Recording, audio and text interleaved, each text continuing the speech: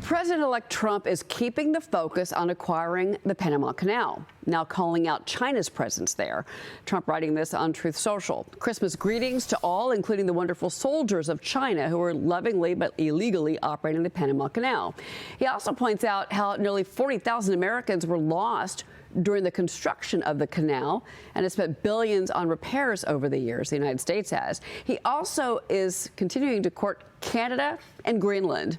On Christmas Day, here's what he said, that if Canada becomes the 51st state, taxes would be cut by more than 60%, making businesses immediately double in size, and the country would receive stronger military protection. Trump says the offer extends to Greenland as well.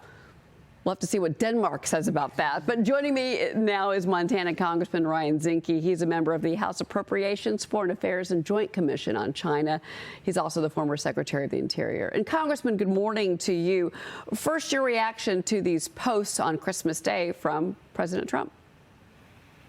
Well, it's interesting. On South America, Central America, and Mexico, largely we have forgotten it at our own peril. The Monroe Doctrine, I think, is a standard of our policy. And of course, Canada is in trouble, long in trouble, as far as Trudeau and the policies go. So, a shot over across the bow, especially with the Panama Canal. Remember, we have China and Cuba. We have Maduro in Venezuela. We've had Russian ships there. And the Panama Canal is critical to our national security. And at present, it is being run by the Chinese Communist Party. So it's a concern? Absolutely. Well, I wonder if you think with the new president in Panama, because he is seen as someone that is pro-Trump, he was asked about the Panama Canal, and so far his public statements are that is off the table. What he is willing to do is to deal with the Darien Gap, which, of course, is the biggest source of South American immigration, Central American immigration to the U.S. Well, and Trump is a master at negotiation. Obviously, we want to control our southern border, and we want a fair pricing out of Panama Canal. Again, it's a shot across the bow. It was not on anyone's radar until President Trump tweeted it, and now it is. Well, and also, we're going to have a speaker battle coming up, which is a distraction, and it breaks down pretty simple. And this is not my first rodeo. I came in, I watched a Boehner fight, I've watched a McCarthy fight, I've watched a Ryan fight. But this is a distraction because, look, we wouldn't have the majority if it weren't for Donald J. Trump. Many of the members, because his endorsement was a gold standard, many of the members would not be in the House had it not been for Donald J. Trump. So to have a speaker's battle, all that does is a distraction and delays getting the American First policy through. The promise made is that it should be the promise kept, and the House has to do their part. They cannot do the part without a speaker. You obviously support Mike Johnson. I do, and look, he's the most conservative speaker. Right now, he has Trump's blessing, per se, if that's the right term. But also you're dealing with a few members that just have to put the media in front of the country. Again, the reason why we have the majority is because Donald J. Trump was at the top of the ticket. You cannot execute a Donald Trump, agenda, which these members said they would, unless they have a speaker. Okay. So I think the speaker itself is a distraction. The policy is what's important, and you cannot affect the policy. You cannot put the policy in place without a House that is led, in this case, by the speaker. No one else has as many votes as Johnson. Can Johnson do things better? Well, we all can. We all can do things better. But right now, what is better for this country is to focus on making sure the policies which we promised are executed. Well, I want you to put your foreign affairs hat on here because there's a lot going on in the Middle East. Syria's new foreign minister is warning Iran that they're going to be held accountable for spreading chaos in Syria.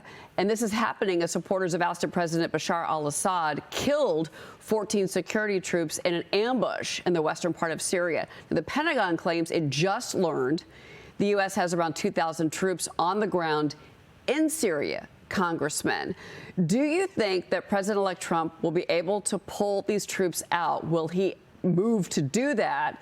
And if so, is that a good idea, as we still do not have clear leadership in Syria, which is making many in the Middle East region very nervous? I think it's so ironic that now the rebel leader of Syria is calling out Iran when our administration has done nothing.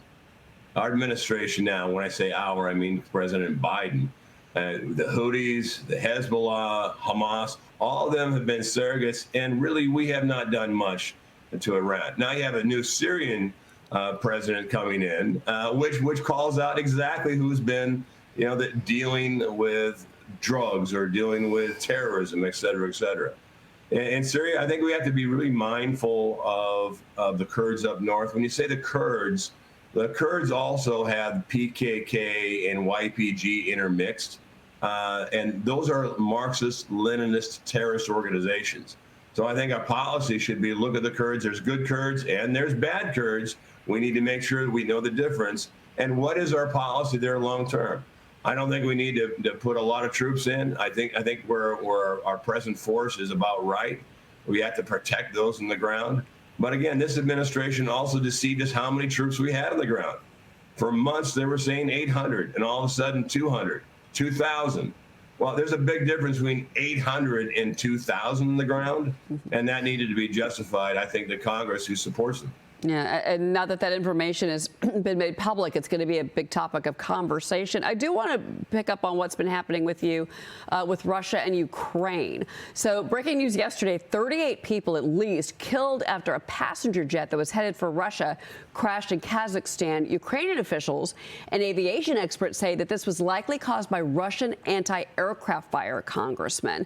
How do you view these events that have just happened, in particular with this plane crash, and what does that say about Russia's defense capabilities if indeed this proves out to be true, that it was anti-aircraft fire that hit the tail of the plane?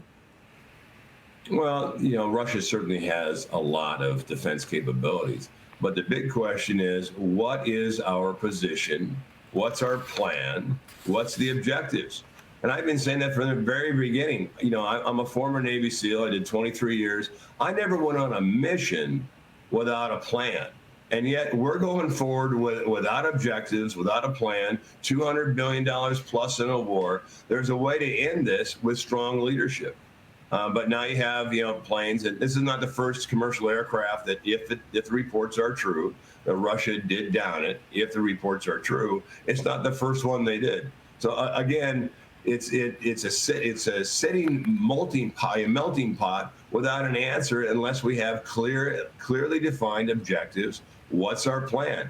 My position is I don't think Ukraine is ready for NATO. They'd have to do a massive political reform that they're not willing to do. And the Crimean Peninsula has been, a sticking point. And look, it's the only freshwater port, warm water port that Russia has.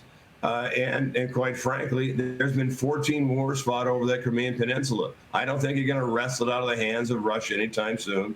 And I don't think you should be going to NATO. I think that's probably where President Trump is starting. I have not talked to him on this specific issue, but that would, in my judgment, that would be a good start.